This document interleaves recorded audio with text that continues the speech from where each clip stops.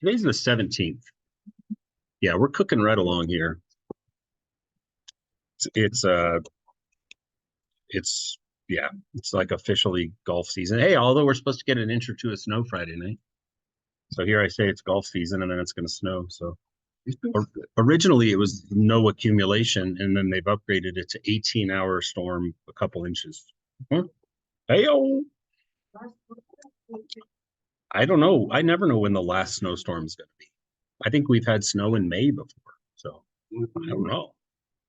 Anyways, it is the fourth month and the 17th day of said month. And we're just going to hop right in and learn a skill today.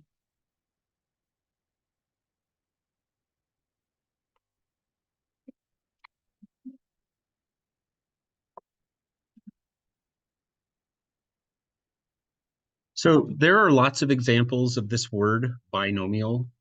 I'm going to give you the most usable and basic idea of what that is. The prefix bi is two. And so a binomial is a polynomial. It's a mathy thing. Don't worry about like the definition of a polynomial. Just know that binomials have by two terms. So a real simple example of a binomial like you'll see today, and lots of practice today, is like 3x minus 4. We call that a binomial because it's got two terms. We would say that 3x is a term and negative 4 is a term. So the terms are the parts of a math expression that are separated by plus and minus signs, essentially. That's a pretty loose definition, but that's a great like functional way to think about this. And so that's an example of a binomial. Another example of a binomial would be something like x plus 5 or negative x minus 4. The term binomial can be it can be expressed a lot of different ways. And just I wouldn't even write this one down if I were you because it's just going to confuse you. But like 16 x squared y to the fourth minus 49 x to the fourth y squared. Believe it or not, that's a binomial. And again, by the pure definition of what a binomial is, it's a binomial because this is a term. It's a chunk of stuff functioning as just one multiplicative or division unit. And then this is also a term. And so you can always tell terms because they're separated again by the verbs plus and minus. So we're not going to talk about a binomial like that's that one, that bottom, the fourth one. I just wanted you to be aware that the term applies to any mathematical expression that is a polynomial first off, but that has two terms. So we're going to stick with the ones that are up in the top row. And today we're going to learn how to multiply a pair of binomials together. So let's get to it. Nothing difficult here today at all, by the way. It's very concrete. There's nothing abstract or weird about this. It's just it's a fundamental skill for what we're going to do from this point on. And then every like algebra 2, if you decide to go that route, it's just becomes something we do all the time. So let's multiply a pair of binomials. So I'm going to come up with one like 2x plus 3. Then let's do a second binomial like x minus 6. So there is a 4-step process for this.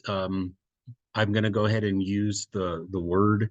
I sometimes don't use this word, but this, let's see if I can get rid of this little fella here. Keep that little guy. Here's the term, first, outer, inner, last. It's sort of ubiquitous. Like you can't talk to math nerds without really ever hearing this word. And I want you to know foil, yes, it's something that you use to like cover a casserole when you bake it, or you might wrap up a leftover burrito in some foil. In this case, it's an acronym that stands for those 4 words that you just heard me say. So the letter F stands for the word first. And don't worry, I'm going to explain this in full detail to you. And then the letter O stands for the word outer.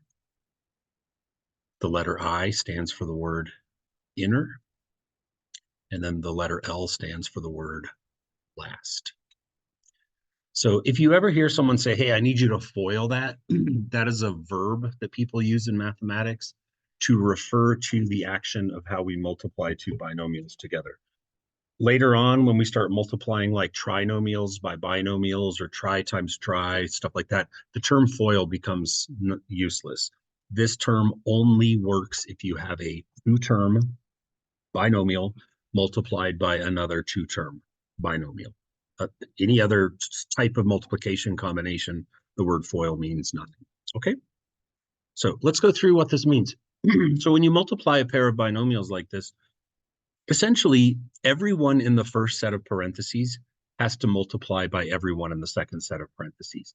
If today goes well, you're going to understand that all we're really doing is just the distribution, but we're repeating the process of distribution. So I think of it like this. I hope I can get you to think of it like this.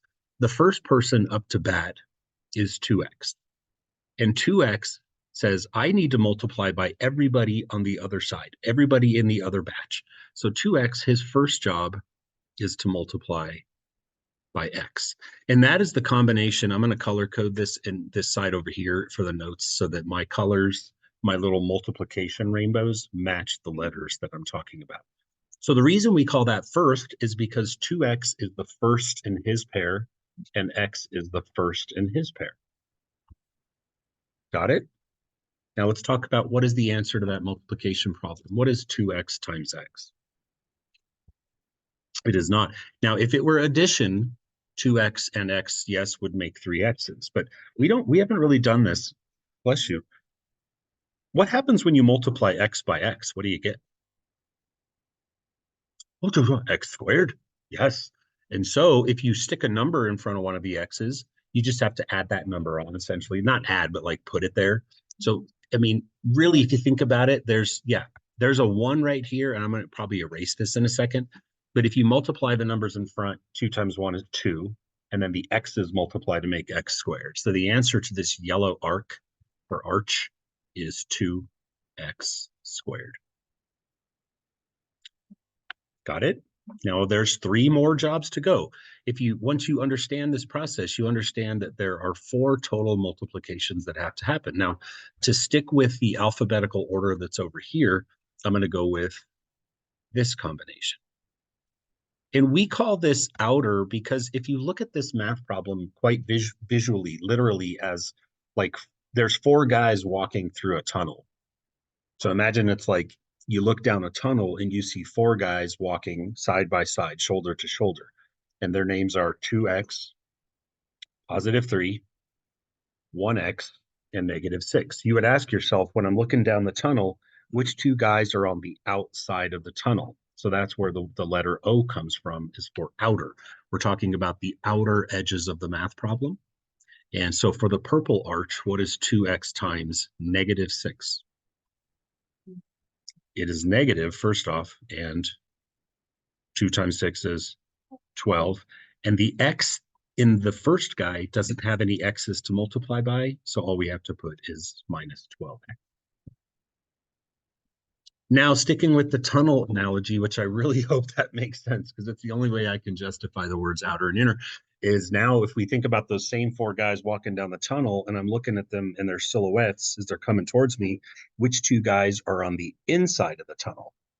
Well, that's these guys. And you really couldn't deny me that logic that 3 and x are the ones that are closer to the inner part of the tunnel, right? You see that? They're like the 2 guys in the middle. So this next combination is for the letter I, and it stands for inner. So when positive 3 multiplies by positive x, what do we get? We get plus 3x. Very good. And I'm going to switch to red now, and I'm going to do the last possible combination. And now we're back to using the same logic as we did with the F. Just like 2x and x were the first guys in their groups, now we want to multiply the last guys in each group. And that's going to, of course, be the 3 is the last guy, and the negative 6 is the last guy. So the L, I'm not going to change colors on. I'm just going to leave it like that. What is positive 3 times negative 6? Negative 18. So what we have right here in yellow, purple, green, and red is the sort of not quite done answer for what happens when we multiply two binomials together. It's pretty simple. Effectively, everyone multiplies by everyone else. You just don't multiply within your own batch. Like the 2x and the 3, they never get to interact because they're in the same batch. All the dudes from batch 1 have to multiply by all the dudes in batch 2. And this is just a nice organized way to teach this. All right, I've gone whole stretches of years where this word FOIL has never come up in my lecture. But I decided, yeah, it's not going to hurt anything. So if it helps you to remember FOIL, first, outer, inner, last, great. But you get so, this becomes so second nature that you won't even think about FOIL, right? Just for the record. So when you look at the colorful answer that I have, what would you say about it? Like, why is it not done?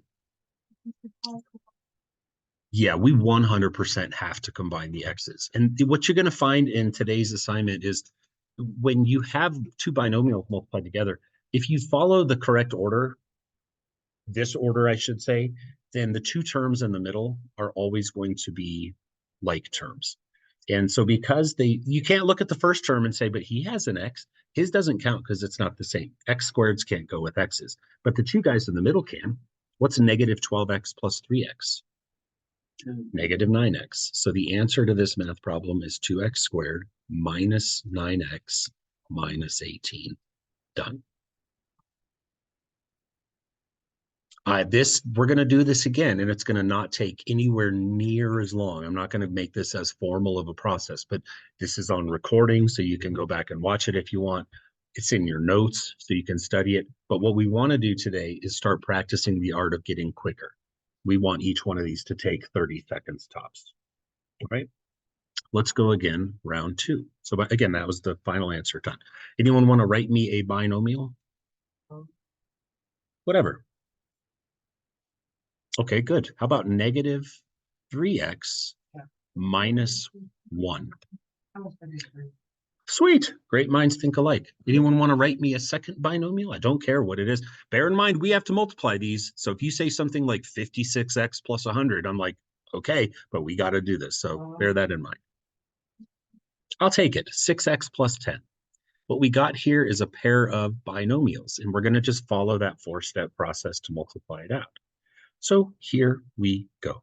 And my colors probably won't match the last example, but I'm not going to scroll back up, so I don't really care. So I'm going to pick a color red, and I'm going to make my first pairing right here. What does that equal? Red pair. Beautiful answer. Negative 18, and then the x's pair up to make x squared. Well played. Now let's head to the outside. What does that make? Negative 30x. So we insert that as a minus 30x. Okay, I'm going to switch to purple. What do the purples make?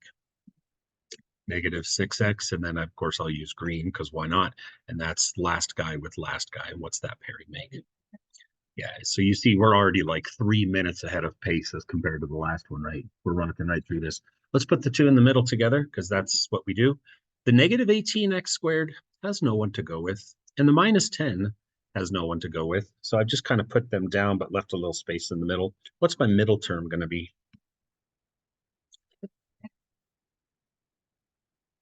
Done. Oops, I forgot to put x squared. Apologies for that. So yeah, see how quick and easy that was? Let's go again. All right, write me a binomial if you'd be so kind. I heard 2x minus 10. What was yours, Braxton? 3x plus 20. You guys like these big numbers, don't you? You guys, I was thinking you'd say stuff like 3x plus 4, 2x minus 3, but hey, I'm along for the ride. I don't mind. So here we go. First pairing. What do we get? 6x squared. All right, I'll switch to green this time. Change it up. Out there, what do we get? Ah, give me a plus or a minus. Always give me a plus or a minus. Plus 40x. All right, go to purple. What do we get?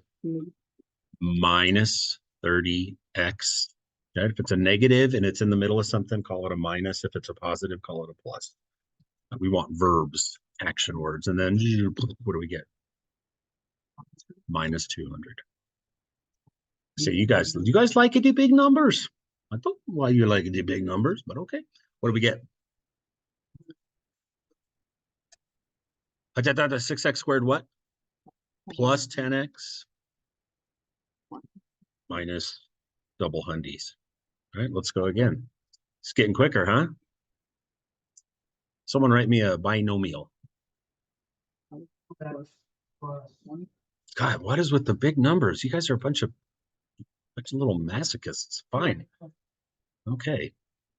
This is what I get for letting you guys write the math problems. So you just, I swear I was thinking you'd pick ones and fours and stuff, but okay. All right, let's do this. First pair. What do we get? 10x squared. All right, let's go with yellow. What do we get? Give me a plus or a minus. Plus, give me verbs. Plus 40x. All right, we're going purple. Plus another 40x. Sweet. Right, let's go. I guess I got green left, huh? 20 times 8.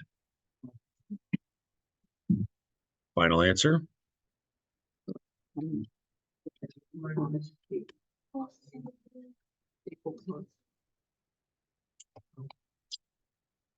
Easy peasy, right? Sure, man. Yes. In fact, let me write you an example of a pair of binomials that have a very, very, very important place in mathematics. In fact, why don't you guys write me the first one? Go ahead, and I'll come up with the second one. Go ahead, I'm ready. 10x minus 2. Now, in mathematics, I could create another binomial. It's kind of a conjugate idea. We're going to use that word a lot in Algebra 2.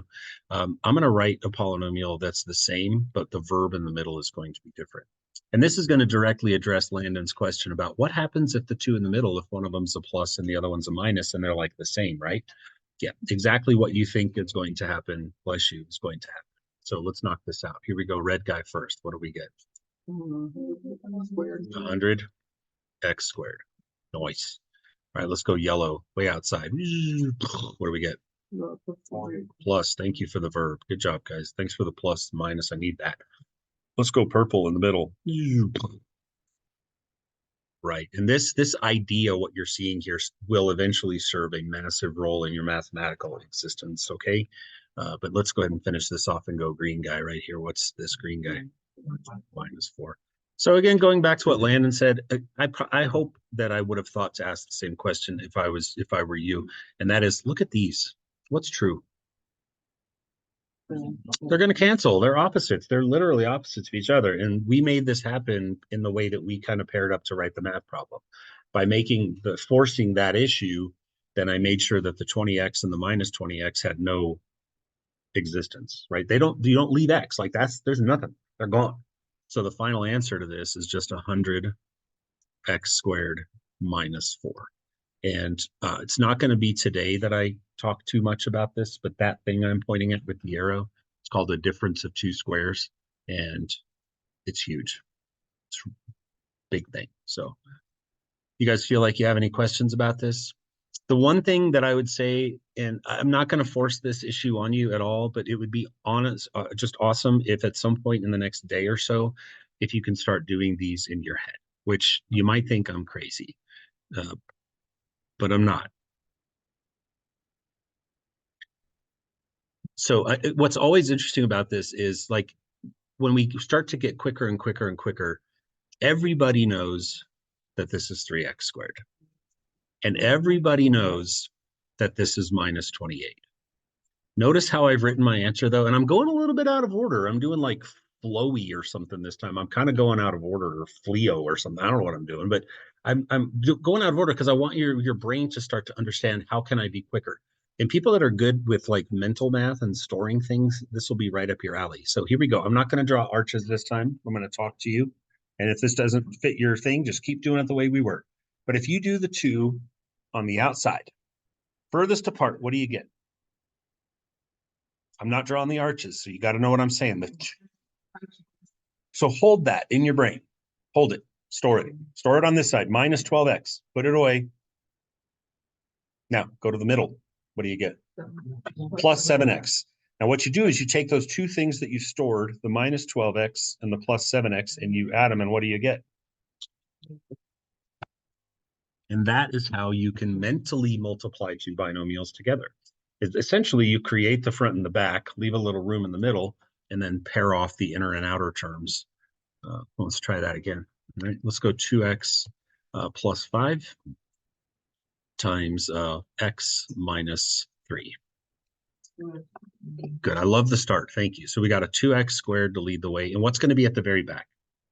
Good job. Negative 15, and then you leave a little space. All right, we got that covered. Now the dreaded middle term. So remember, do your outer and inner pairs.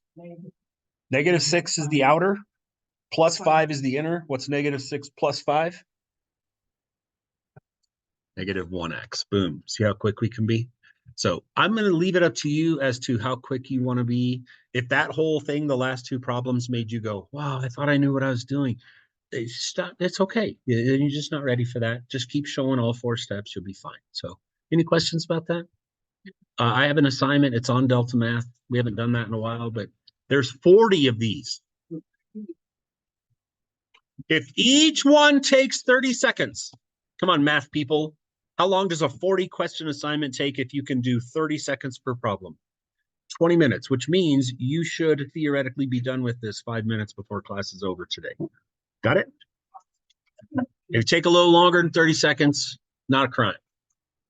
I'll leave the recording going, and if anyone comes up with one of those questions where I'm like, boy, I should have brought that up or something, then I will then I'll unpause the recording for that. So I'm just throwing this out preemptively. I don't think these are in the assignment, but if you get one of these, like let's say I got like 3x minus 4, and then it says this, you might think, whoa, this is new. It's really not. What does it mean to square something? Multiply it by itself, right? And so if I were to get this problem, I would just grab my piece of paper and I would just rewrite it on my paper as, oh, I understand what it's asking me to do is just literally multiply it by itself. And then it's like, it's no different, right? So if that happens to come up, then just don't panic. Just same, right? Yeah. How do you what? Shift 6. Yeah, shift 6 will, I don't know, whatever you want to do.